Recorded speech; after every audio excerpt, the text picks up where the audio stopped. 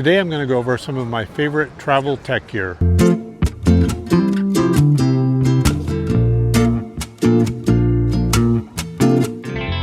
Hey guys, so I'm here in my studio and today I want to share with you a few of my smaller tech gadgets that I bring with me to make my traveling a little more efficient. So the first one I want to start off with is this guy. And it's probably hard to see. I'll give you another view, but this is a multi-cable. So the cap comes off, and this has a USB-A on this side, a Lightning on this side, and then if you pull these guys off, we have USB-C and USB-C. So you can do any combination of all these ports. And I love this because it's small and I can put it in my bag. It takes up almost no space. And I can do charging for all the devices I have. This covers all the devices I have. So I can do, and it also can do 60-watt fast charging, which is great. It can also do data transfer in a pinch. It's a slower one. It's like a 480 megabytes per second, which is fine if you don't have anything else to use. But I love this. It's small, it fits into my bag, and I take it everywhere. The next little gadget that I use is great. It's this guy. And what this is I'll pull these guys off here. This is USB-C, this is Lightning, this is USB-A, and if you pull this back, that's micro USB. So this is great because at the end of the day, I want to offload the photos that I have in my camera or the video, and it's got a card reader on this side. So it does an SD card, a micro SD card, and this Lightning port allows me to charge my camera or any device while I'm uploading or downloading files from the SD cards. This is great. It's small, it's tiny. I take it everywhere and it has saved me many times. So this next device is probably one you're familiar with, but if not, it's the Apple AirTag. And this little device is about the size of a quarter. And what it does is it allows you to use an app on the iPhone called Find My and find wherever this guy is. So the typical thing is for people to put it in their luggage so they can find their luggage. Now I travel with a carry-on and a small backpack, but I still put one of these in my carry-on. And the reason was a couple of reasons. One is that some countries in the world have smaller and lighter requirements for carry-on. I was in Southeast Asia last year and was forced to check my carry-on because it was too big and too heavy. So it's nice to have this in your carry-on so you can keep track of where it's going. Also, some airports have baggage claims that are not so easy to find, and this always lets you find it because it's going to be with your carry-on. But I found an additional use for this that was very helpful. I was in Lisbon last year, and my sense of direction is usually pretty good, but I was wandering the streets of Lisbon, which have streets that go all different directions, and after about a half a day of walking, I wanted to return to my hotel and I realized I didn't know what direction my hotel was in. Pulled out the Find My app, showed me exactly where it was because my carry-on was back in my room. And the nice thing about the Find My app is that the little beacon actually points in the direction you need to go to find the AirTag. So I could wander luxuriously back to my hotel knowing that I could always kind of keep in the general direction and eventually would get to my hotel. After that, I would wander streets when I travel and not worry at all about getting back to the hotel because I had my AirTag with me. I highly recommend this. When you travel internationally, we all have to deal with power conversion.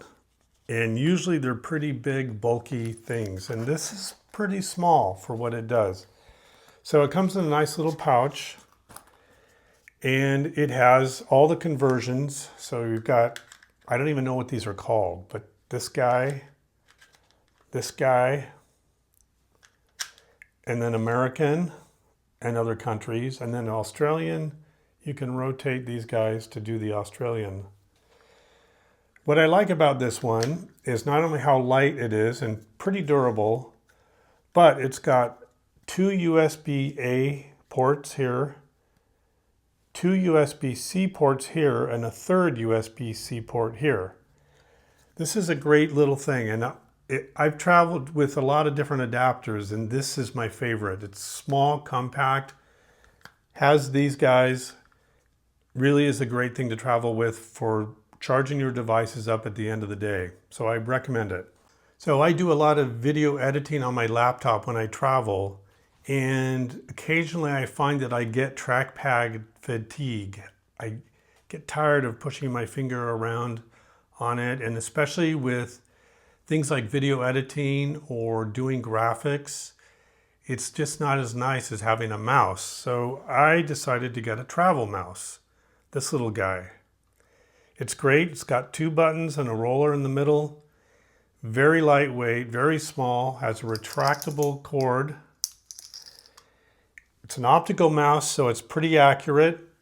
And the best thing is no battery. Don't have to worry about batteries running out and going out and getting another battery. It's getting all the power from the USB-C cord. This is great if you do a lot of video editing or graphics.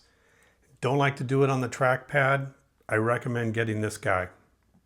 Now, if you're doing a lot of picture taking and video on the road, and especially if you're doing some editing of that, you want to back up your files.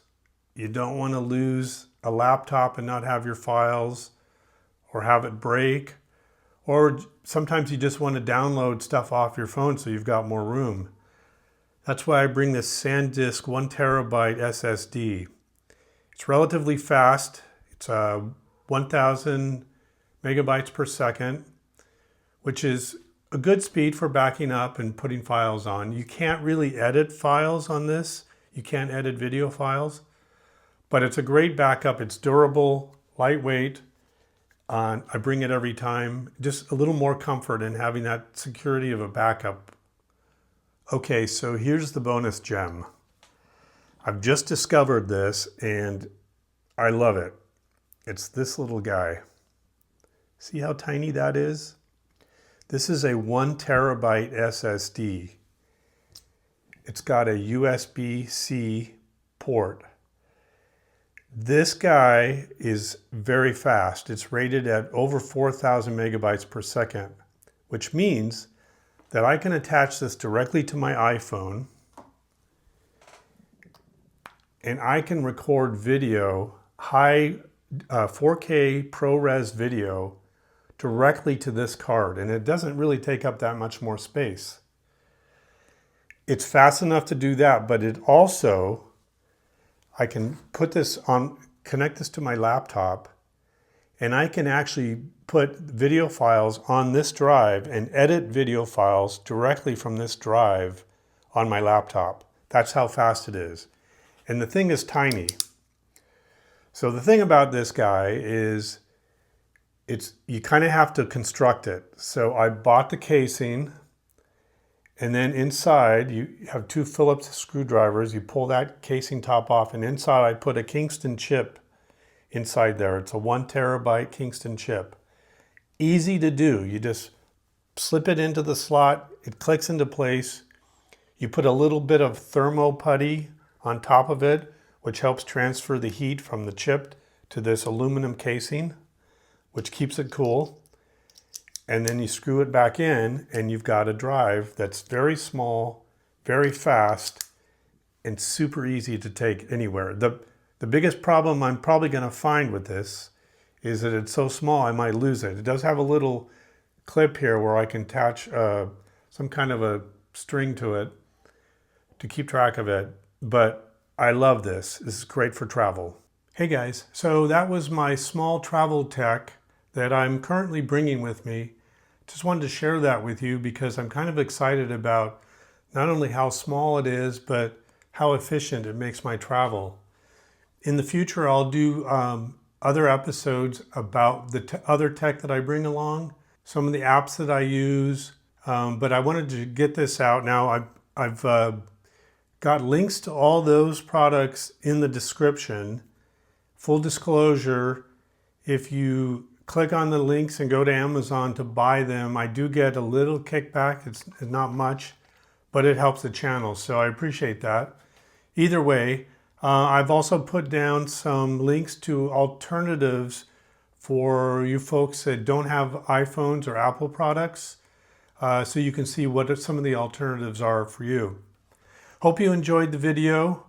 Please like and subscribe, and please comment about what tech you bring along with you. See you in the next one.